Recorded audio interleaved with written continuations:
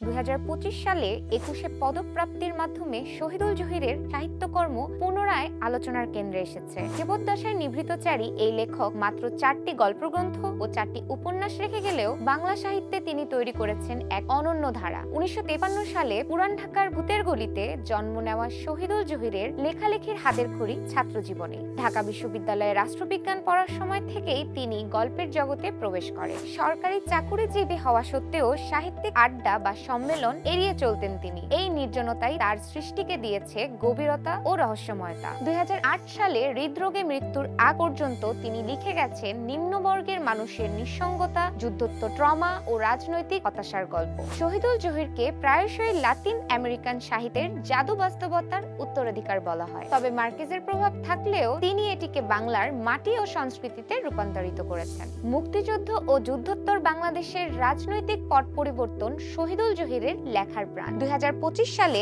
21শে পদক প্রাপ্তি শহীদুল জহিরের সাহিত্যিক মূল্যায়নেরই ধারাবাহিকতা। মৃত্যুর পর তার রচনা ক্রমেই পাঠক ও গবেষকদের কাছে প্রাসঙ্গিক হয়ে উঠেছে। যুদ্ধ, সাম্প্রদায়িকতা, শ্রেণী সংঘাতের প্রশ্নগুলো আজও প্রাসঙ্গিক। 21শে পদক তাই কেবল একজন লেখকের সম্মান নয়, বাংলাদেশের সাহিত্যের এক জটিল বহুমাত্রিক ধারার প্রতি শ্রদ্ধাঞ্জলি।